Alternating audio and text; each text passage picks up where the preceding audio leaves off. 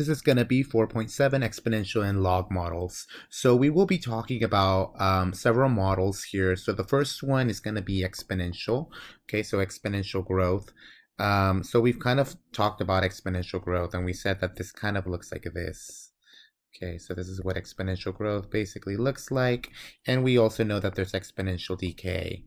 So if you have something like an element that's decaying, so you have something that looks like that.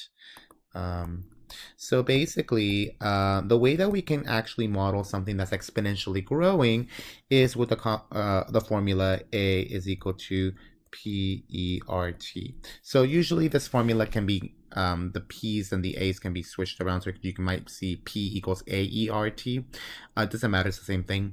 The way that we know that this is growth is that the R value here is positive. So that tells us that this is going to be growth. If you have decay, you will have the same formula, but now this guy is going to be negative. So the negative means that this guy is decaying. So these are basically the formulas that we will be using to be able to find or be able to model certain systems that are exponentially growing, and trying to figure out what the exponential growth and decay is. So here in this case, P will be what we call the initial population. So how much do we have initially? E, we already know, is just 2.71. R is basically the rate of growth or decay.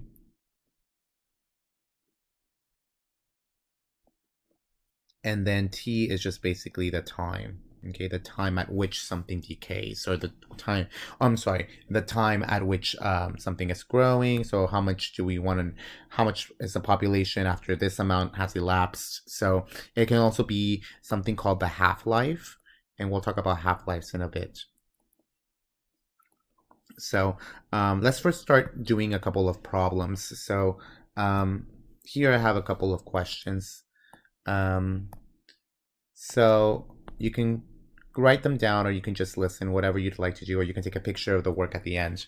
So here we have a culture, starts with 8,600 bacteria. After 1 hour, the count is 10,000 bacteria. So find a formula for the exponential growth. So obviously this is exponentially growing because we know that the bacteria is getting higher and higher. So here what we want to do is find a formula. Well, we already know what the formula is. It's just going to be A is equal to PERT. We know how much we have in the beginning. In the beginning we start off with 8,600. And then ERT. We don't have any other information, so this is basically all we can just say. Sometimes this R can be substituted with a K. K is the same thing as R. K and R are the same thing. It depends on the book. So if you're, I don't know what our book is using. I think our book is using R, but if it's using K, it's basically the same exact formula. So now what we want to do, we want to do part B. So we want to know at what rate is the bacteria growing. Okay, so at what rate? So in this case, we want to figure out the value of R. So now we're going to use this additional information.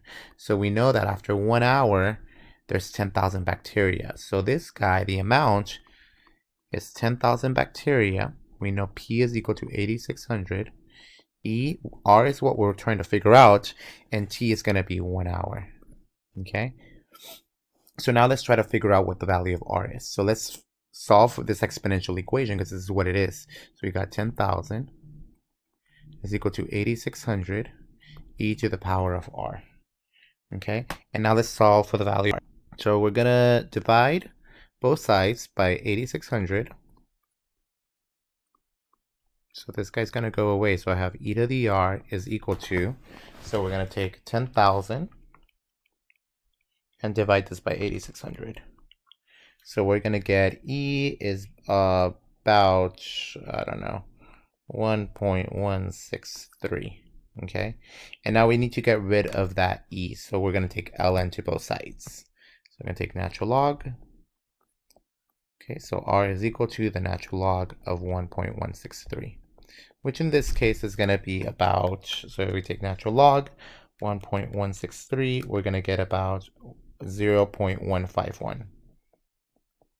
Okay, so that is basically the rate of decay, or you can say that it's decay, oh, I'm sorry, the rate of growth, or is growing basically at 15.1%. Okay, you don't need to give me the percentages.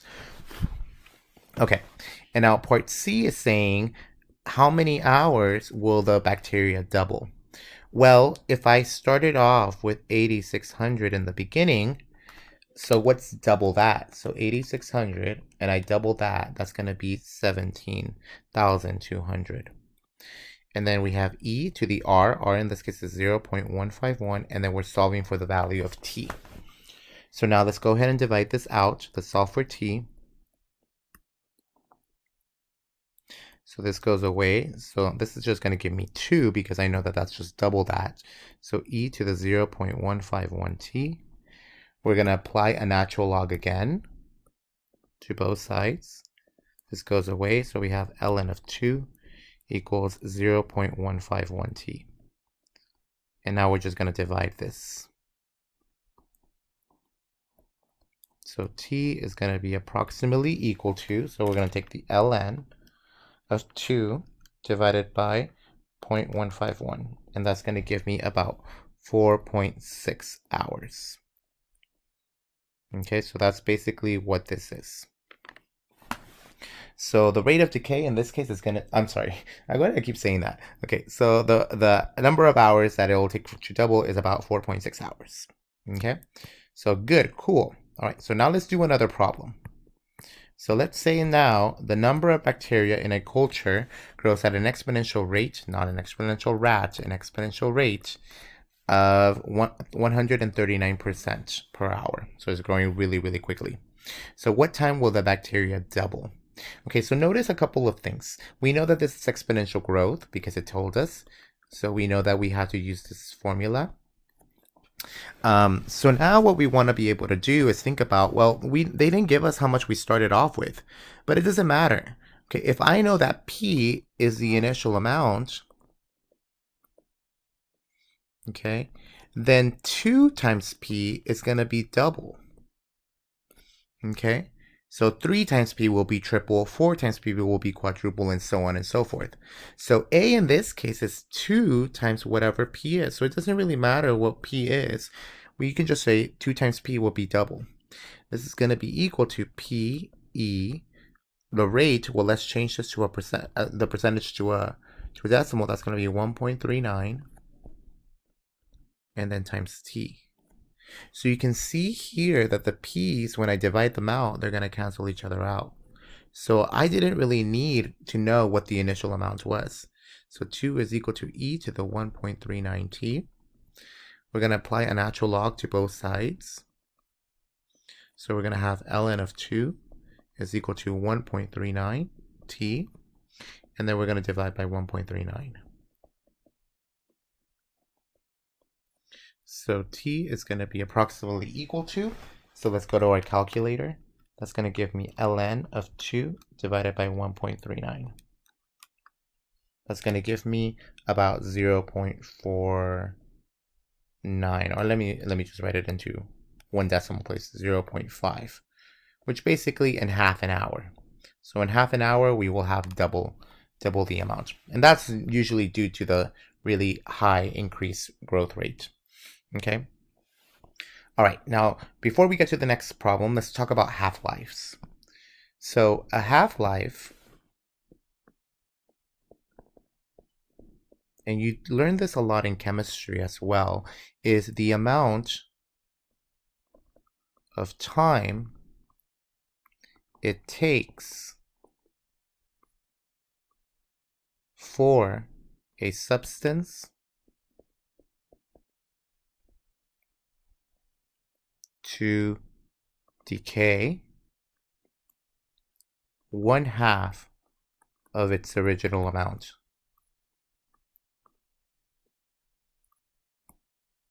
Okay, so that's basically what a half-life is. So the amount of time that it takes for a substance to decay 1/2 of its original amount. So one of the really good examples of this is basically, so think about obviously a couple of chemicals. You can also think about food. Food decays. You can think about pills that when we take some sort of medication, some of it is decaying into the body and into the bloodstream. So you have a certain amount decaying. Okay, so from the original pill that you had. So if we take the amount of time that it takes, if we know what that is, for half of it to be gone, then, or half of it to be left, then that's what we call the half-life. So in this case, this is usually used when we're talking about exponential decay. So whenever you see that things are continuously decaying, or if you see the word half-life, it will kind of give you a hint that the problem is an exponential decay problem. So here what we have is the half-life of the caffeine in the human body for a healthy adult is approximately 5 hours. So find the exponential decay rate. So first of all, we do not know how much caffeine this adult took, but we know that half of it is going to be gone in approximately 5 hours. Okay, so we know that this is exponential decay because you see that the caffeine is slowly leaving the body. So we have A is equal to PE to the negative RT. So now we're going to put in that negative. Now, I don't know what the original amount was, but I know that in 5 hours, only half of it is going to be gone. Half of it will be gone. So you're going to have 0.5 of the original. 0.5, or you can put 1/2 if you want, is equal to PE to the negative. We don't know what the decay rate is, but we do know what the time is. It's going to be at 5. At 5 hours, you have half of it left. So again, the p's are going to go away. So we're left with 0.5 is equal to e to the negative 5r. So now what we're going to do, we're going to take the natural log to both sides.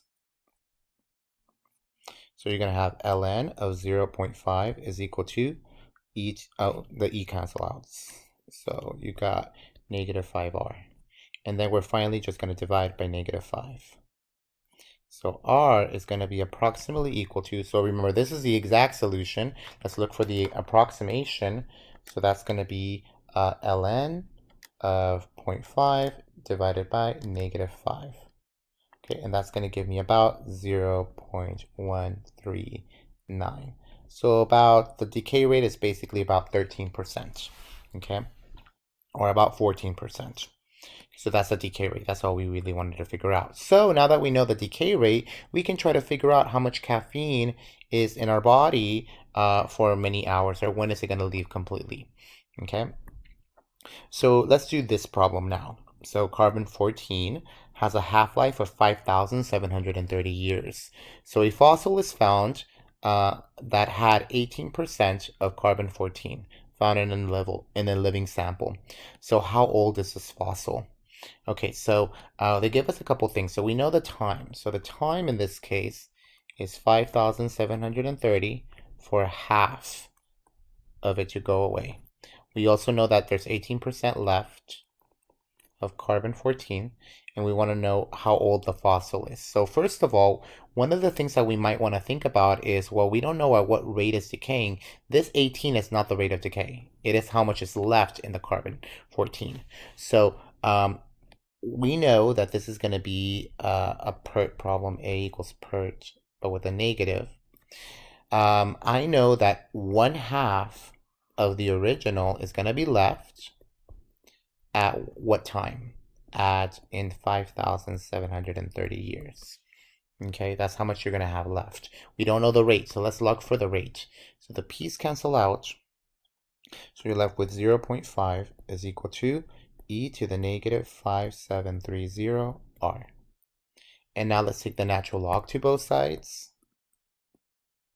Okay, so we're going to have ln of 0.5 is equal to negative 5730 times r.